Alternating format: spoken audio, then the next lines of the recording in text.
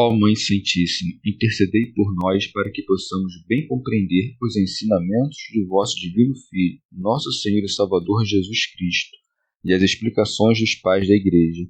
Ó Virgem Imaculada, ofereço-vos este trabalho e peço que abençoeis aqueles que o ouvirem, e que seja para a maior honra e glória de Deus. Amém. Senhor onipotente, purificai o meu coração e os meus lábios. Vós, que purificastes os lábios do profeta Isaías com carvão em brasa, e dignai-vos, por tal modo, purificar-me com a vossa misericórdia, para que possa dignamente anunciar o vosso santo Evangelho. Por Jesus Cristo nosso Senhor. Amém. Senhor, abençoai-me.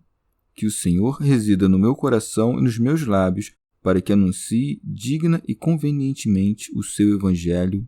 Amém. Evangelho de Nosso Senhor Jesus Cristo, segundo São Mateus. Profissão de fé e primado de Pedro.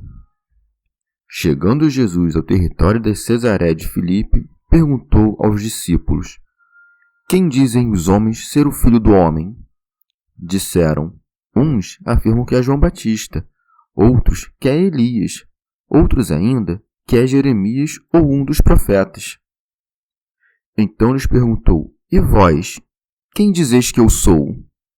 Simão Pedro, respondendo, disse: Tu és o Cristo, o Filho do Deus vivo. Jesus respondeu-lhe: Bem-aventurado és tu, Simão, filho de Jonas, porque não foi carne ou sangue que te revelaram isso, e sim meu Pai que está nos céus. Também eu te digo que tu és Pedro, e sobre esta pedra edificarei minha igreja, e as portas do Hades nunca prevalecerão contra ela. Eu te darei as chaves do reino dos céus, e o que ligares na terra será ligado nos céus, e o que desligares na terra será desligado nos céus. Comentários dos Pais da Igreja. Comentário de São Tomás de Aquino em forma de glosa. O Senhor, depois de ter dispensado seus discípulos da doutrina dos fariseus, convenientemente estabelece neles os fundamentos profundos da doutrina do Evangelho. E para designá-lo com mais solenidade, o evangelista dá o nome do lugar, dizendo: Tendo chegado à região de Cesareia de Filipe. São João Crisóstomo. Disse Cesareia de Filipe, e não simplesmente Cesareia, porque há outra Cesareia, que é a de Estraton. Não foi nesta, mas na primeira, que o Senhor interrogou os discípulos, afastando-se dos judeus, para que, retirados para longe de todo temor, dissessem o que tinham em mente. São Jerônimo. Este Filipe era irmão de Herodes, o tetrarca de Itúria e de Traconítides, que, em honra a Tibério César, deu à cidade, que hoje se chama Pâneas, o nome de Cesareia. Comentário de São Tomás de Aquino em forma de glosa. Para confirmar seus discípulos na fé, primeiro quis remover de seus espíritos as opiniões e os erros dos outros, e por isso se segue. Jesus perguntou aos discípulos: Quem dizem os homens ser o Filho do Homem? Orígenes. Cristo interroga os discípulos para que, pelas respostas dos apóstolos, saibamos as diversas opiniões que havia sobre Cristo entre os judeus, e também para nos ensinar a sempre investigar a opinião que os homens têm de nós, com o intuito de que, se falam mal, não demos ocasião, e se bem, que as aumentemos.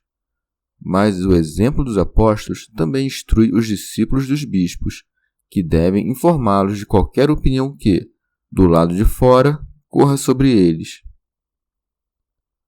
São Jerônimo. Esta questão, quem dizem os homens ser o Filho do Homem, é belíssima, porque os que falam do Filho do Homem são homens, e os que compreendem sua divindade não são chamados de homens, mas de deuses. São João Crisóstomo. Ele não disse: Quem dizem os escribas e os fariseus que eu sou, mas quem dizem os homens que eu sou. Investiga a opinião do povo, que não era inclinada para o mal. Ainda que sua opinião sobre Cristo fosse muito inferior à que deveria, era, contudo, isenta de maldade. diferente da opinião dos fariseus, que era plena de grande malícia. Santo Hilário de Poitiers, ao dizer: "Quem dizem os homens ser o Filho do Homem?", insinuou ser algo além daquilo que viam nele. Ele era, de fato, Filho do Homem. Não devemos pensar que, perguntando o que diziam dele, confessou algo de si mesmo. Ele perguntou sobre algo que estava oculto, e é sobre isso que versa a nossa fé. A razão da confissão que devemos conservar é que Cristo não é somente Filho de Deus, mas também Filho do homem. Sem ambas as coisas, não há esperança alguma de salvação. Por isso, ele disse enfaticamente: "Quem dizem os homens ser o Filho do homem?" São Jerônimo não disse: "Quem dizem os homens que eu sou?", mas "Quem dizem que é o Filho do homem?". Disse assim para que não parecesse que perguntava por vaidade. É de se observar que, no Antigo Testamento, sempre que se diz Filho do homem, em hebraico se diz Filho de Adão.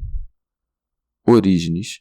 Os discípulos relatam a Cristo as diferentes opiniões que os judeus tinham a seu respeito. Por isso é dito: disseram. Uns afirmam que é João Batista, ou seja, os que pensavam como Herodes. Outros que é Elias, isto é, os que supunham que o próprio Elias nascera de novo ou que, ainda vivo em corpo, aparecia agora. Outros ainda que é Jeremias, a quem o Senhor constituíra profeta das nações. Os que pensavam assim o faziam sem compreender que era figura de Cristo.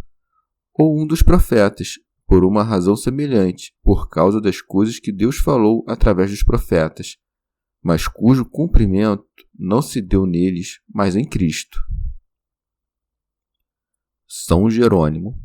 O povo pôde se equivocar pensando que fosse Elias ou Jeremias, como se equivocou Herodes a respeito de João. Por isso me admiro ao ver os intérpretes indagando a causa de cada um destes erros. São João Crisóstomo. Depois dos discípulos terem relatado as opiniões do povo, o Senhor lhes faz uma segunda pergunta, para que formem uma opinião mais elevada a seu respeito. Por isso segue. Então lhes perguntou: "E vós, quem dizeis que eu sou?" "Vós, digo, que estáis sempre comigo e que presenciastes milagres maiores que os que o povo viu, não deveis ter sobre mim a mesma opinião que este. Eis a razão de não tê-los interrogado no início de sua pregação, mas só depois de ter feito muitos milagres e de ter dito muitas coisas a respeito de sua divindade." São Jerônimo.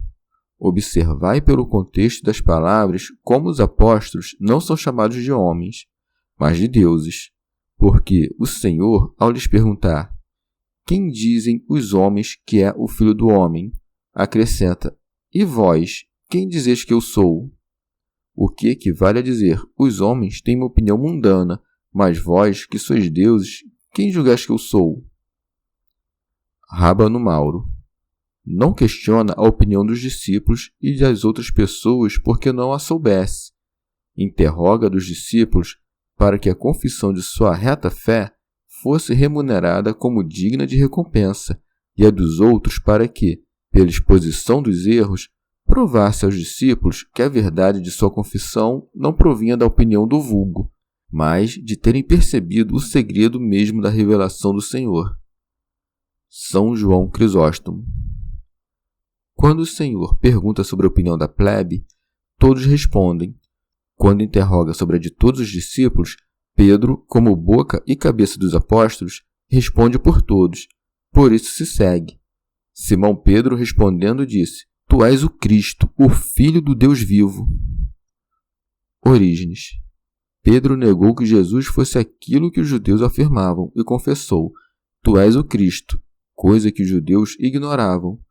E o que é maior ainda, o Filho de Deus vivo, que falou pelos profetas: "Juro por minha vida, diz o Senhor Deus." E por isso era chamado de vivo, mas de forma supereminente acima de todos que têm vida, porque só ele tem a imortalidade e é a fonte da vida, o que propriamente se diz de Deus Pai. É a vida que procede da fonte quem disse: "Eu sou o caminho, a verdade e a vida." São Jerônimo chama-o de Deus vivo também para distingui-lo daqueles que levam o nome de deuses, mas que são mortos, como Saturno, Júpiter, Vênus, Hércules e os demais monstros dos idólatras. Santo Hilário de Poitiers. Esta é a verdadeira e inviolável fé. Deus Filho procede de Deus Pai, e sua eternidade procede da eternidade do Pai. Que esse Deus assumiu um corpo e se fez homem é, portanto, a confissão perfeita. Portanto, ele abarcou em si tudo o que expressam sua natureza e seu nome, no qual está a suma de todas as virtudes. Rábano Mauro. No admirável contraste, o Senhor professa ter assumido a humildade de nossa humanidade, e o discípulo revela a excelência de sua eterna divindade. Santo Hilário de Poitiers. A confissão de Pedro mereceu uma grande recompensa, porque viu no homem o Filho de Deus. Por isso segue. Jesus respondeu-lhe: Bem-aventurado és tu, Simão, filho de Jonas, porque não foi a carne ou sangue que te revelaram isso. São Jerônimo. Cristo replica ao apóstolo por causa do testemunho que deu dele. Pedro disse: Tu és o Cristo, o Filho de Deus vivo. E o Senhor lhe disse: Bem-aventurado és tu, Simão, filho de Jonas. Por quê? Porque não foi carne ou sangue que te revelaram isso, e sim meu Pai que está nos céus. O que nem a carne nem o sangue podem revelar foi revelado pela graça do Espírito Santo. Logo de sua confissão, ele recebeu um título, porque teve a revelação do Espírito Santo, de quem foi também chamado de filho, pois filho de Jonas significa, em nosso idioma, filho da pomba. Alguns aceitam simplesmente que Simão, chamado Pedro, era filho de João, conforme aquela passagem: Simão, filho de João, amas-me? E que há uma falha dos copistas, que suprimiram uma sílaba ao escreverem Bar-Jona, em vez de Bar-Joana, isto é, filho de João. Joana quer dizer graça de Deus, e ambos os nomes podem ser tomados em sentido místico, tomando a palavra pomba por Espírito Santo e a graça de Deus por dom espiritual. São João Crisóstomo.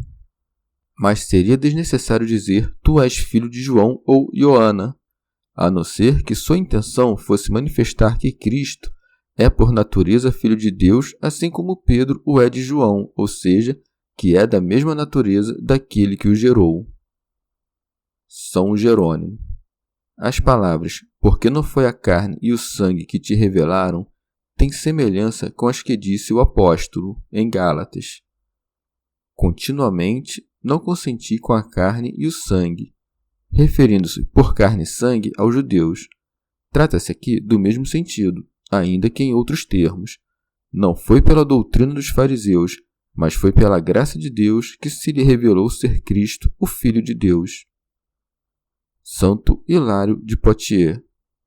Ou, de outra maneira, bem-aventurado é Pedro, pois é louvável que tenha visto e compreendido para além dos olhos humanos, não se atendo à carne e ao sangue, mas contemplado o Filho de Deus por revelação do Pai Celeste. Pedro foi julgado digno de ser o primeiro a reconhecer que a divindade está em Cristo. Orígenes. Devemos perguntar aqui se os discípulos sabiam, quando foram enviados pela primeira vez, que ele era o Cristo.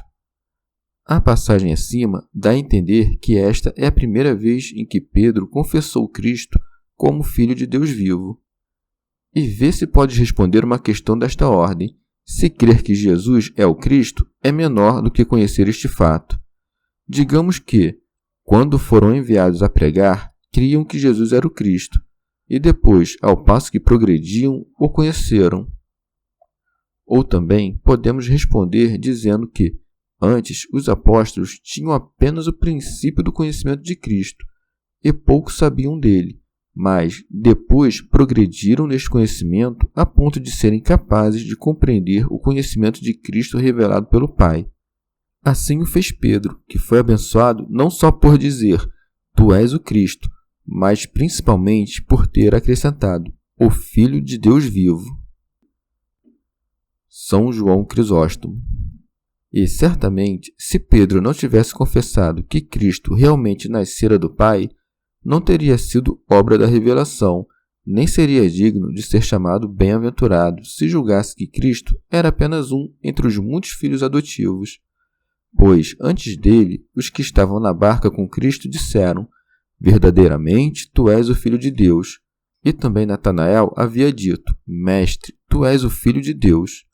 Contudo, não foram chamados bem-aventurados, porque não confessaram a mesma filiação que Pedro. Julgavam-no como um dentre muitos filhos, não como o verdadeiro filho, e ainda que o tivessem como o principal de todos, não o viam como sendo da mesma natureza que o Pai. Vês, pois, como o Pai revela o Filho e o Filho o Pai. E não se pode designar o Filho senão pelo Pai, nem o Pai senão pelo Filho, donde resulta que o Filho é consubstancial ao Pai, e com ele deve ser adorado. Cristo afirma, então, que muitos creriam naquilo mesmo que Pedro confessou, ao acrescentar: também eu te digo que tu és Pedro. São Jerônimo, como se dissesse: já que disseste, tu és o Cristo, o Filho de Deus vivo, também eu te digo, não com palavras vãs, que não se hão de cumprir, pois em mim dizer é agir, que tu és Pedro. Assim como sendo ele a luz e dando-a aos apóstolos, para que fossem chamados de luz do mundo e de tantos outros nomes que o Senhor escolheu, agora a Simão, que creu em Cristo, a rocha, dá o nome de Pedro. Santo Agostinho. Não se deve pensar, contudo, que foi aqui que Pedro recebeu seu nome. Como João o relata, ele o recebeu quando lhe foi dito: tu serás chamado Cefas, que quer dizer Pedro. São Jerônimo. E seguindo a metáfora da pedra, disse oportunamente: sobre ti edificarei minha igreja, como se segue, e sobre esta pedra edificarei minha igreja. São João Crisóstomo. Ou seja, sobre esta fé e sobre esta confissão edificarei minha igreja, mostrando que muitos creriam naquilo mesmo que Pedro confessou, confirmando o seu sentido e fazendo dele pastor. Santo Agostinho. Eu disse em outro lugar, falando do apóstolo Pedro, que sobre ele, como sobre uma pedra, foi edificada a igreja. Mas não ignoro, e depois o expus em muitas ocasiões, que as palavras do Senhor, tu és Pedro, e sobre esta pedra edificarei a minha igreja, significam que a igreja está edificada sobre aquele que Pedro confessou ao dizer: tu és o Cristo, o Filho de Deus vivo. Como se Pedro, chamado de pedra por aquela pedra, figurasse a pessoa da igreja, que está edificada sobre esta pedra. O Senhor não disse a ele: tu és a pedra, mas tu és Pedro, pois a pedra era Cristo, o qual Simão confessou, assim como confessa toda a igreja, e por isso foi chamado de Pedro. Que o leitor escolha, destas duas opiniões, qual lhe parece mais provável. Santo Hilário de Poitiers.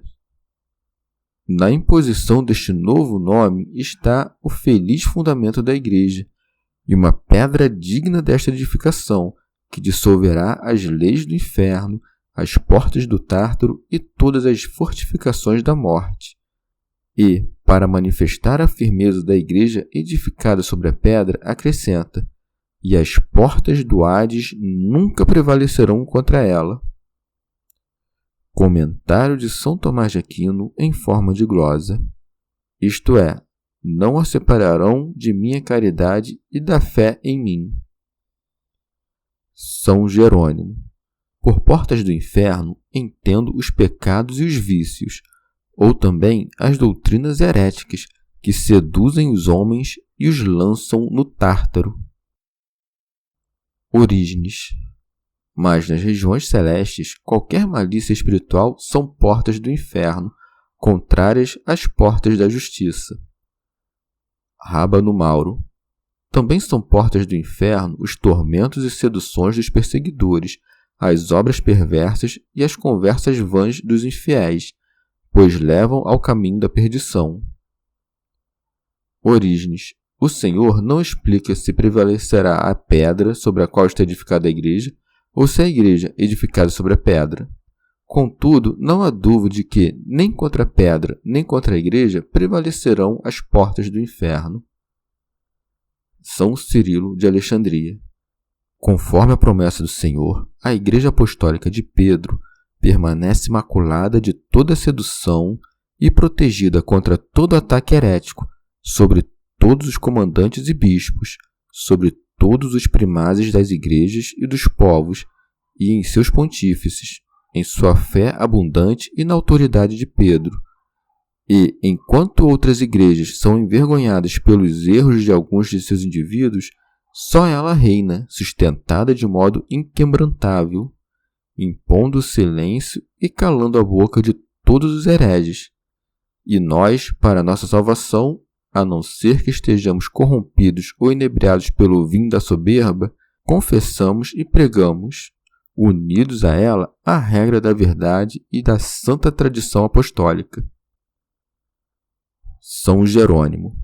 Ninguém pense que se trata da morte, querendo dizer que os apóstolos não estariam submetidos à condição da morte, já que os vemos brilharem no martírio. Orígenes. Também a nós será dito: tu és Pedro, se, por uma revelação do Pai que está nos céus, ou seja, habitando também nós, de certa forma, nos céus, confessarmos que Jesus Cristo é o Filho de Deus vivo, pois todo aquele que imita Cristo é pedra. Mas aquele contra o qual prevalecem as portas do inferno não pode ser chamado de pedra, sobre a qual Cristo edificou a igreja, nem parte da igreja, a qual o Senhor edificou sobre a pedra. São João Crisóstomo. Em seguida, fala de outra honra dada a Pedro, quando acrescenta: eu te darei as chaves do reino dos céus, que equivale a dizer: assim como o Pai te concedeu que me conhecesses, assim também eu tenho algo a lhe dar, isto é, as chaves do reino dos céus. Rábano Mauro. Aquele que confessou o Rei dos céus com mais devoção que os outros, tem mais mérito que os outros para receber as chaves do reino dos céus. Isto fez com que todos soubessem que, sem esta fé e sem esta confissão, ninguém entraria no reino dos céus. Por chaves do reino dos céus, ele quer dizer o discernimento e o poder. Poder para atar e desatar, e discernimento para distinguir os dignos e os indignos. Comentário de São Tomás de Aquino em forma de glosa. Donde se segue, e o que ligares, isto é, todo aquele que julgares indigno de perdão enquanto vive, será julgado indigno diante de Deus. E o que desligares, isto é, a quem julgares digno de ser perdoado enquanto vive, alcançará de Deus o perdão de seus pecados. Orígenes. Vê quão grande é o poder desta pedra sobre a qual está edificada a igreja. Seus juízos permanecem firmes como se o próprio Deus os tivesse feito através dela. São João Crisóstomo. Vê também como Cristo conduz Pedro a um elevado entendimento a seu respeito. Tudo o que promete dar a ele só a Deus pertence, isto é, perdoar pecados e fazer a igreja imutável em meio a tantas tempestades de perseguições e tentações. Rábano Mauro. Este poder de atar e desatar, ainda que pareça ter sido dado somente a Pedro, também foi concedido aos demais apóstolos, e ainda o é agora aos bispos e aos presbíteros de toda a igreja. Mas Pedro recebeu de forma especial as chaves do reino dos céus e o principado da potestade judicial, para que todos os fiéis do mundo compreendam que todo aquele que, de algum modo, se separa da unidade da fé ou da comunhão com ele, não pode ser desatado dos grilhões dos pecados, nem entrar pelas portas do reino dos céus. Comentário de São Tomás de Aquino na forma de glosa. Concedeu o poder a Pedro de uma maneira especial para nos convidar à unidade. Fez dele príncipe dos apóstolos para que a igreja tivesse um só vigário principal de Cristo, ao qual todos os membros da igreja pudessem recorrer em caso de discordância. Se houvesse muitas cabeças na igreja, romper-se-ia o vínculo da unidade. Acrescentam alguns que o Senhor disse as palavras sobre a terra para indicar que o poder de atar e desatar se referia aos vivos e não aos mortos. Aquele que ata e desata os mortos não o fará sobre a terra, mas depois da terra. Das sentenças do Concílio de Constantinopla. Como se atrevem alguns a dizer que este poder foi dado só com respeito aos vivos? Acaso ignoram que o juízo de anátema não é senão uma separação? É preciso separar-se de todos aqueles que se obstinam em faltas graves, sejam vivos ou não.